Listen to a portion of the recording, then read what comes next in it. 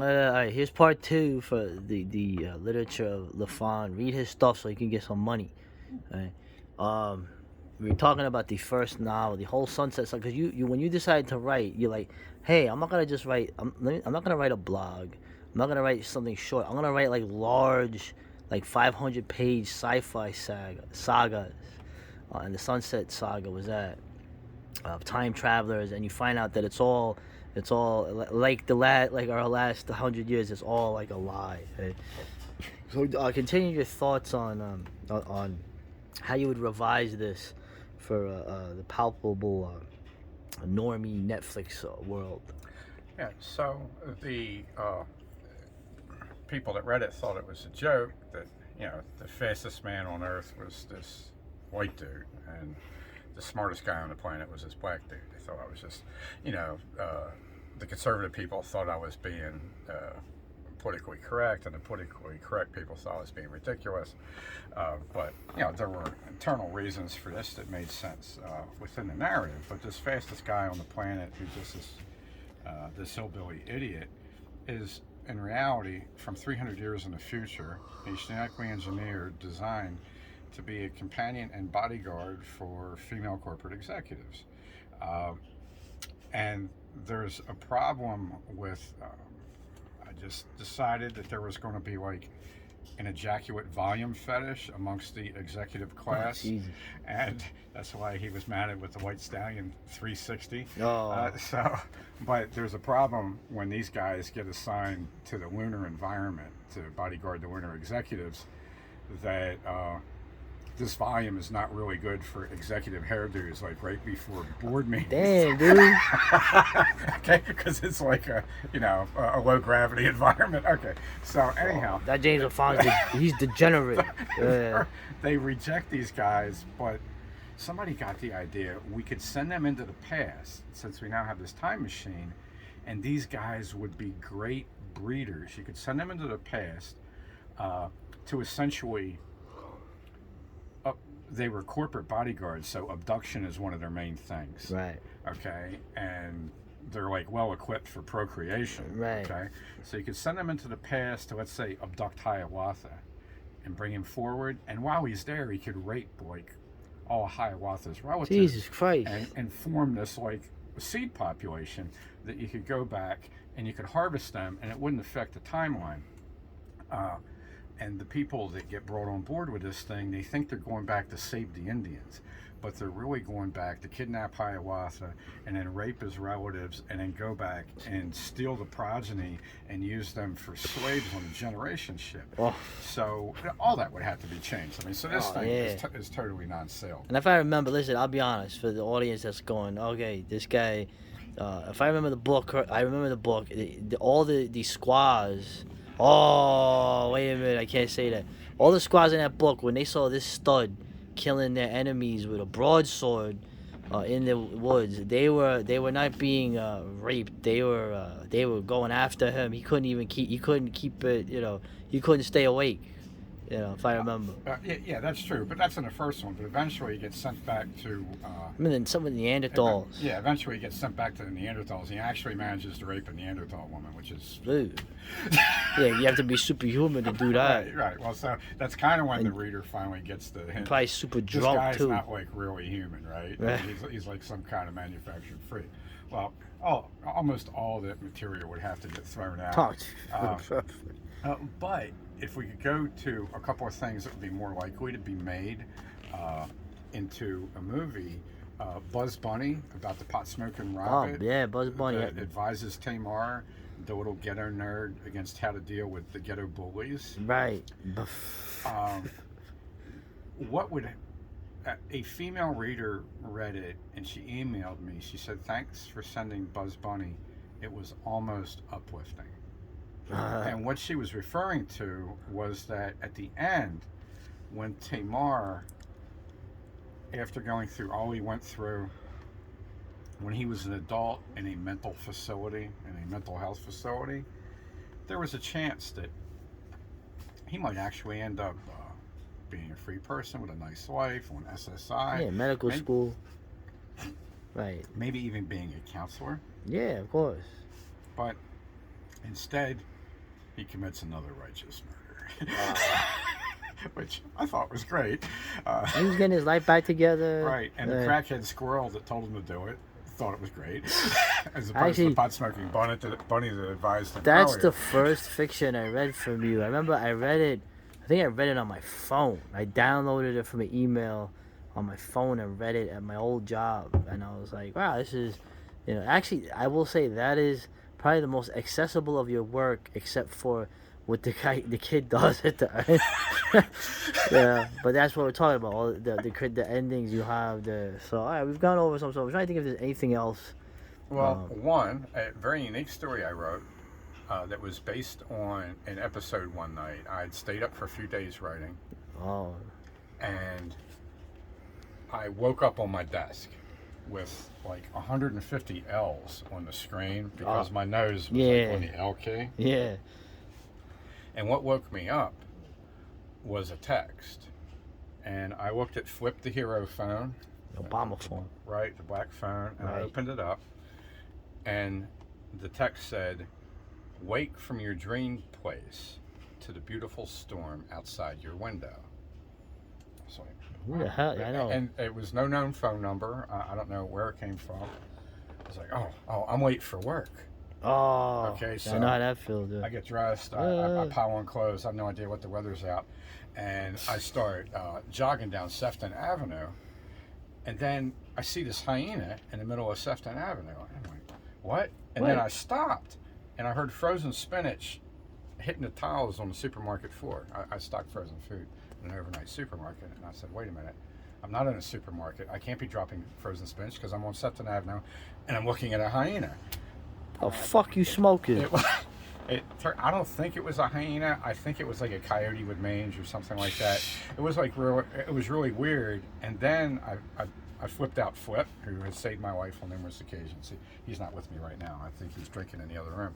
Flip. I named him Flip because he flips open and he's the same color as my favorite childhood comedian, Flip Wilson. Oh, fuck. Thank Obama for that. I looked at the phone. I was like, "Oh, it's Tuesday night. I don't go to work until Wednesday."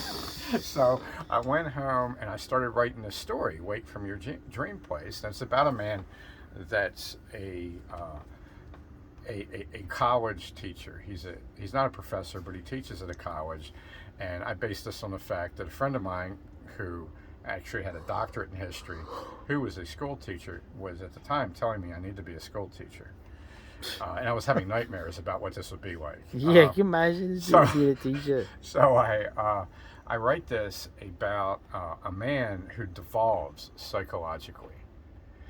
And he starts losing track of time. He'll sleep for a month and he wakes up and his place is a mess. And he finally goes to work and he's lost his job because he hasn't been there in a month. And then he gets another job, but he keeps going further down the economic scale from college teacher all the way down to, being a laborer on a construction site. It turns out he's a werewolf, but he's black. So as far as I know, he's the only African-American werewolf in fiction.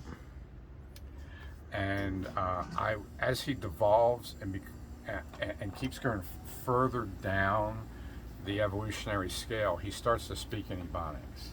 When in the beginning, he was speaking, name a guy for me here, the guy that died of a heart attack with the FBI agent. It was like every white dude on the planet was getting their dating advice from this guy. Oh, Kevin Samuels? Right. So he starts out talking like Kevin Samuelson, and he ends up talking like, somebody on North Avenue in Asquith. That would have to be changed. And he also dies at the end. Oh, hell no. So that would probably have to be changed too, because he's not of European descent. He's of African descent. And the movie, since he doesn't save the human race like Will Smith and I Am Legend, he couldn't die. There were, instead of like taking him away to dump his body somewhere, his Caucasian love interest, that's right, which is where I lost most of my readers right there. that he was in a relationship with a werefox. It was based on the writer V.J. Wax. who's a Oh yeah, I redhead, remember. Yeah, I okay? remember that. Actually, she inspired one of your best posts. By the way. Yeah, yeah. So this would have to be changed. I mean, there's certain. It's okay to like kill the hero of European descent at the end of the story That's in right. Hollywood, and I agree. getting back to selling a novel to a print house. They don't make money on these things. The publisher does not make money on your first 2 or 3 novels. This is why new talented writers do ghostwriting for James Patterson, and they end up credited at the bottom. They do ghostwriting for Danielle Steele. They get credited on the bottom because it's about branding. America is a slave matrix. It's never been anything else, and it's about branding. And the publisher, in order to make money off of a first-time novel, which they're going to lose money on. This was the deal. You had to be able to. One of the reasons why you had to do a trilogy back in the day, and why they wanted you to do 4 books and not just a trilogy, was because the publisher loses money on the first novel. They break even on the second novel.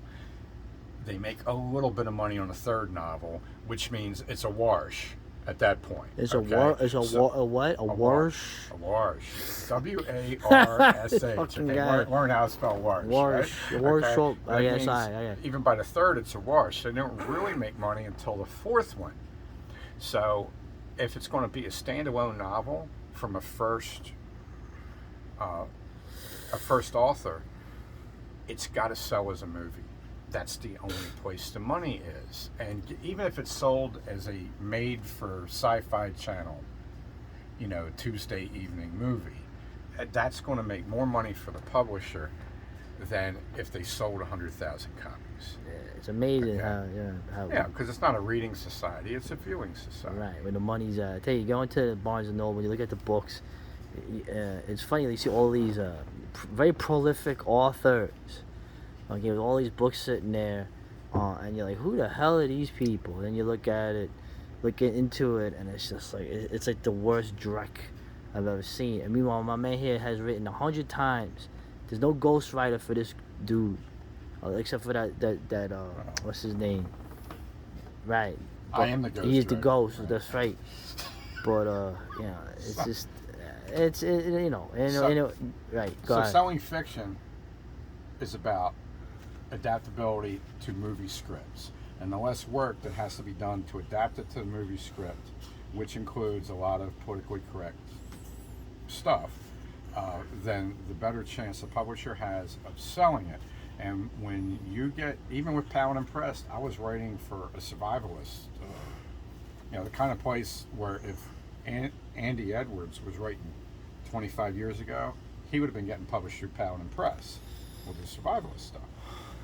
Even them, even Pound and Press, in the contract that you got from them, it told you that they had the rights to the money.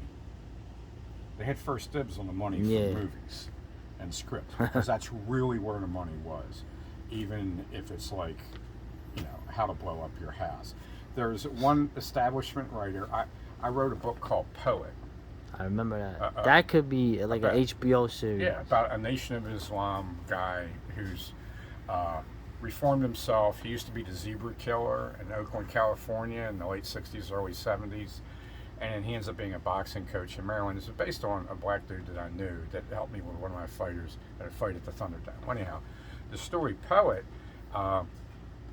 he is still being hunted by the Felonious Bureau of Insemination. That's right. Okay, or FBI.